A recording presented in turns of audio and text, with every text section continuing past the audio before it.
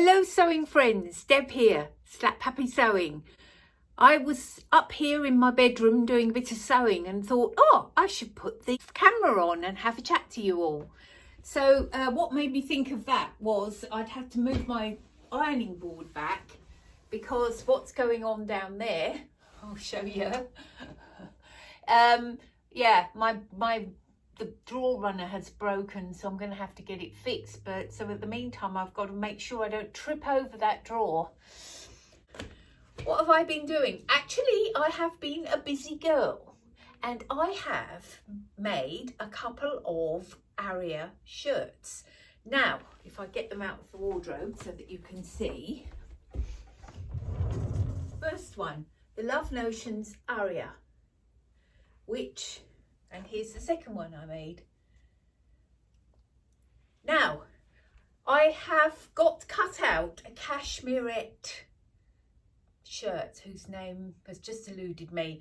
But the Aria is kind of more simple one, I think. The Cashmerette one has got like princess seams, and I must admit I cut it out and then kind of bottled out a little bit. And I thought the Aria might be more easy to make, let's put it that way.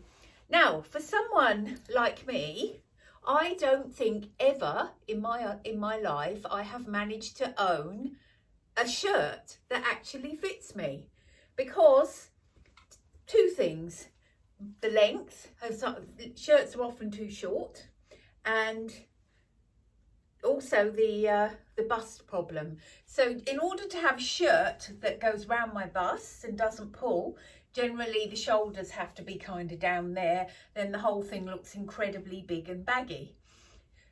I'll show you this shirt on me here, and you will see I made size 18 up in the shoulders and 20 with a full bust, and I made the tunic length. Now, the reason I made the tunic length is in order to make sure it's long enough. I definitely wanted something that was going to be a shirt to wear over other clothes, to wear over a t-shirt or a long sleeve t-shirt. It's more tunic style.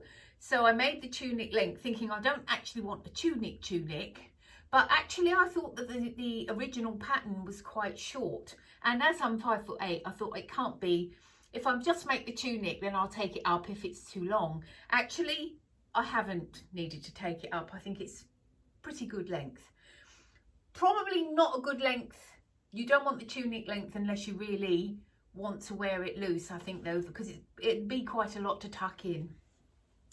Anyway, very, very happy with this, because for me, I was quite pleased with myself. Look at this. Even the collar and everything, I think I made quite a good job of it. And the cuffs, the instructions were pretty good, and I tried to tackle it in a kind of slow sewing mode, which, you know, I'm going to try and get into that more. So I've actually taken a few weeks making these two shirts. There's a lot of making in a shirt like this, between the collar and the cuffs and the buttons and buttonholes, and yeah. I'll slip this one on now because I don't think I've taken any footage of it. Oh, before I do, just want to show you this top that I'm wearing.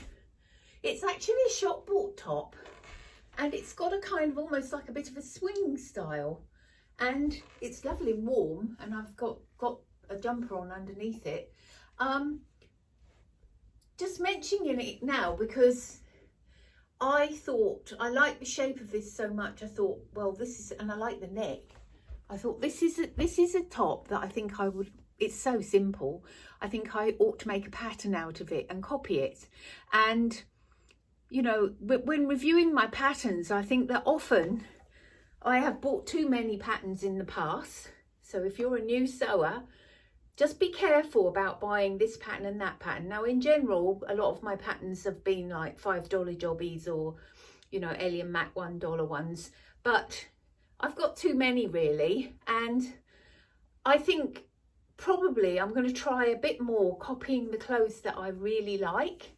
I've also got here, along that, along that vein, this is a pair of trousers. They're a kind of ponty pants, and I've taken them apart because the thing about them is they're actually a really good fit on me, but they've worn out and they went between the legs and the knees have gone baggy on them. So I'm going to make a pattern out of them. There's quite a bit of stretch in that ponty that way, but not in that way at all. So I'll try and find a ponty that's got the same properties before I make those trousers. So yeah, let me just put this shirt on. Because yeah, so this underneath top is this is actually a Cashmerette Concord, I think, out of charity shop material, but I use it always as like an undershirt for the winter. I made it a few years ago now.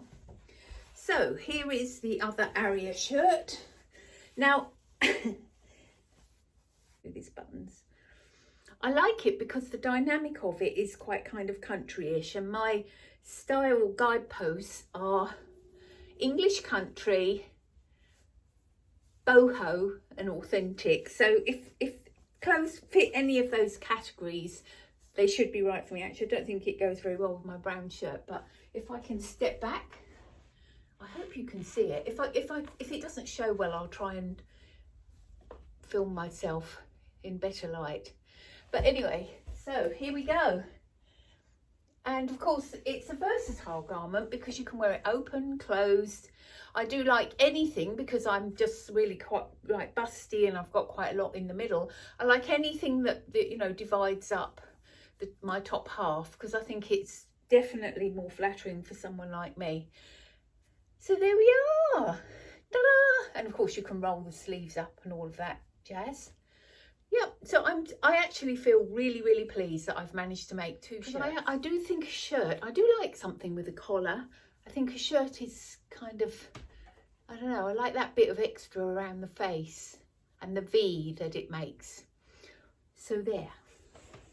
So what else? So it's been cold. It's cold here the last few days, so I think we're going to have a wet weekend. So of course it's kind of midwinter now in New Zealand. And I live in a 1920s house, which is quite cold, really. I mean, we can sort of get it warm, but I do find myself wearing a lot of clothes a lot of the time. Hence, like vest, you know, long sleeve t-shirt and jumper inside the house all day long. A few gadgets to talk about. On AliExpress, one of the very few places I go buy new things for my sewing, I saw this. Now it should be threaded through like that, I think, and it really only was a few dollars, so I thought it was worth a try. So I've been getting a little concerned, particularly when sewing, but also in my other life where I sit over a computer a lot. Hang on, I need to fiddle with this. I've been getting concerned about the amount of time I'm spending with my shoulders rounded like that. So I thought if I bought something like this that maybe would keep my shoulders back, you can see I haven't fitted it properly to myself yet, I could maybe wear it when I'm sewing, and even if it doesn't pull my shoulders back, it will act as a reminder to not do so much of this, but to stand up straight, because I do get backache from sewing. Do you suffer from that as well? And if so, what do you do about it? Please tell me in the comments. So that was one little purchase.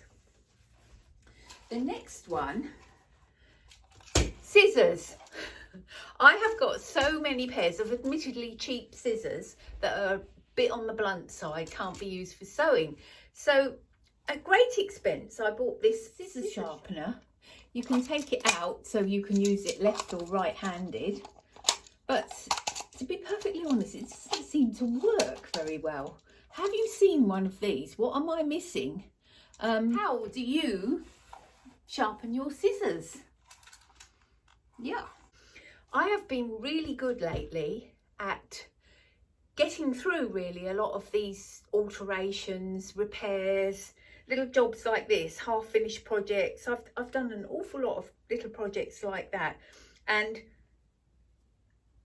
it's actually been good, because it means that you know, my mending pile has gone right down, and I'm wearing clothes now that maybe I'd kind of given up on a bit because they had some small fault. Two things I have now are these in my alterations. That one, I think I've showed you that shirt before, and I will show you it when I've finished it. It's got a grown on sleeve with an extra bit of a sleeve and a seam just there. But I found it's a little bit annoying when you wear it as a blouse, because then if you've got a jacket on, it tends to sort of bunch it up under the arm because it's a bit big under the arm. I also, from the time I bought it, I've actually put some darts in the front and tried to give it a bit more shape. But it has got a seam all down the front, and now I feel, inspired by the fact that I've managed to make a couple of shirts, I've got a little bit of spare fabric that was like a tie that went round it, and I'm contemplating maybe putting a button placket on it and really using it much more like a shirt, like the other shirts I showed you. We will see. And the other thing is, I don't know if I'll do this one or not. This is it's like a duffel jacket. I know it's not easy to see a black jacket. It's a shop bought one, and I haven't worn it much because the fabric, which is like a kind of maybe a polyester jersey, it's got a hood and everything, and I love its shape. It's very jolly. Put it on. But the fabric in cold weather, particularly cold damp weather is what we have a lot of in New Zealand. In cold damp weather, it's got the tendency to be kind of clammy, this fabric. So I thought, well, I'm about to make a closet core jacket. I'll think of it in a minute. I'll show you it in a minute. But I wondered if I make a lining. I don't think it's a lined jacket that I'm going to make, but I was thinking, well, I may actually look and see if I can line it, and it's a very similar shape to this, so if I manage to line one, I may be able to line this one as well. Either that, or I'll have to leave it till the spring to wear it. But I had worn it to work, and I thought, oh, it's got a real horrible cold and clammy feel when it's not that warm. So yeah, so really, apart from those two things and making a pattern out of those trousers, I think that's all of the projects that are kind of mending or upcycling that I've got going on. So I'm really, really pleased about that. I'll just show you what I've got in my projects drawer. So I've got this drawer in a cabinet where I put things that I've cut out. I've got a few things cut out. This thing is this brown corduroy.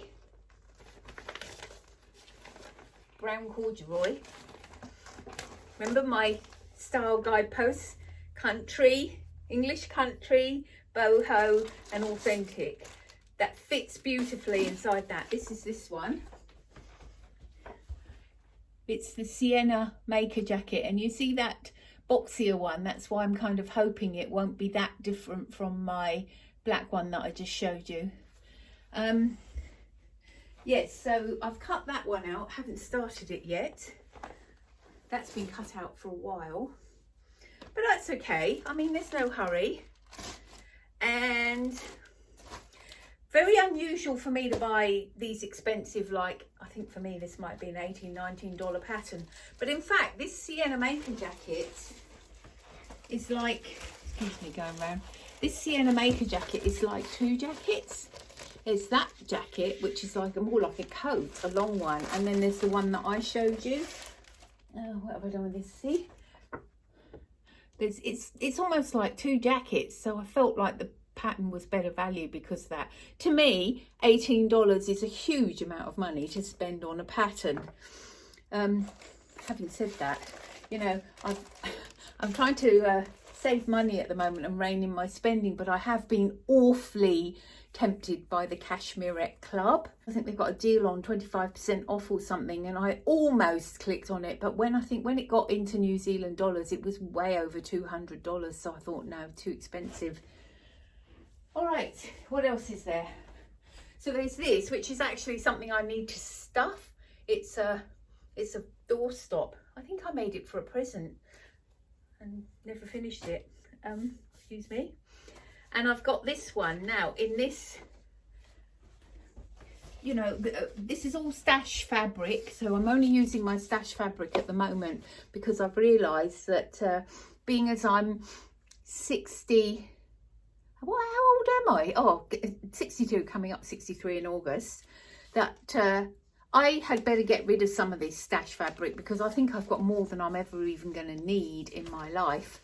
So another expensive pattern, actually, as I say, unusual, and here I am showing you two on the one day, but I did like this. It's got the expansion pack as well, where you can have a little crossover or a gathered top here or buttons up the front.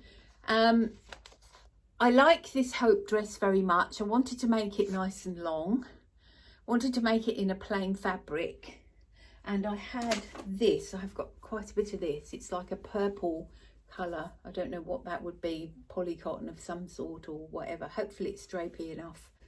This has not got any bust cup size, and I did actually, I lengthened the above the bust by about 4 centimetres, and of course that meant I had to do the arms as well. And I have actually put a dart.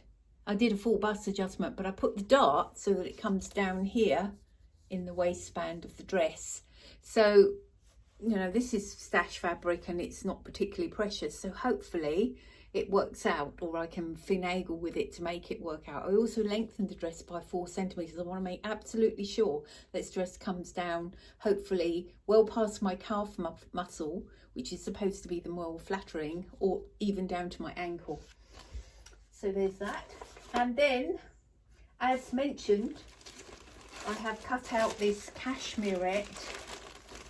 It's all in a plastic bag.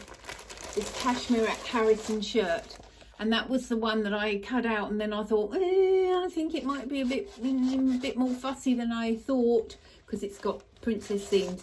But now that I've made the two Aria shirts, I think I can give this a go. So I've cut this out of stash fabric, let's say, using up my stash fabric in this very, very faint, narrow blue and white. Hopefully very useful. I must admit, I do love colours. I like patterns and all, but I don't mind making clothes that are plain, because I find when you mix and match them, you can always jolly them up more. Sometimes making, you know, things with big patterns and all can actually make them more limiting to wear, which brings me to my last point. Gosh, I'm finding a lot to say this evening. I'm on a roll now. It's very rare for me to buy fabric these days because I've got such a big stash. However, I did buy this because I love the pattern so much. It's so Victorian-y and English country-ish. So that's rare on spandex. I was thinking, yeah, any ideas? What do you think? I was thinking a cashmere, I think it's called a Dartmouth, which is like a wrap top. I might make out of that. No hurry though, even if I don't get to it this year, that's okay. And this is a piece of fabric, which is a boucle fabric that I bought in a charity shop, very, very cheap. I think less than $10. It's a sort of reddy rust colour. I still got a slight smell, but it's not bad. I washed this twice, and it had this real smell of like oil on it. And then I thought, I wonder if it's furnishing fabric, but actually it washed up all right. And I want to make some sort of a coat or blazer, a Metro blazer maybe, or I have got the Love Notions coat, Octave coat, which I haven't made yet. I might make that, but I'm not sure if I've got enough fabric. So, but as I say, that's a future project. I'm not going to push myself about that. I'll do that when I'm ready, and if it has to be next year, so be it. And last of all, I love these colours, as you know, these autumn colours. This is needle cord, and I wanted to make a pinafore dress out of it. Now I have got a Cashmerette Upton dress that I didn't put the sleeves in, and I wear it as a pinafore with a white blouse, and it's lovely. And I might do the same here, or I may look out for another pinafore, but I won't I'll make the pinafore out of stash fabric. One option was the quick sew. I mean, it looks very mumsy on the models there, but it's because of the way they've styled it, I think, and you can fiddle around with it. But I actually wonder, I might make this pinafore out of something like, you know, just some stash fabric that I don't like very much. See what I think of the shape and the fit. But yeah, and I don't know if I would use that lovely needle cord, but anyway, I have been full of it today. There's me thinking, oh, I might manage to record a few minutes of a video, and here I am, yak, yak, yak, yak, yak. Anyway, lovely talking to you all. Hope you're all doing well. Please do say hello in the comments. What I do love to hear is where you are, where you're from, and I love to know what you're making. I do read all of your comments. I know I don't always get time to answer them all, but I do definitely read them. So yeah, let me know how you're getting on and what you're making and where you're from. And until the next time, I will say goodbye for now.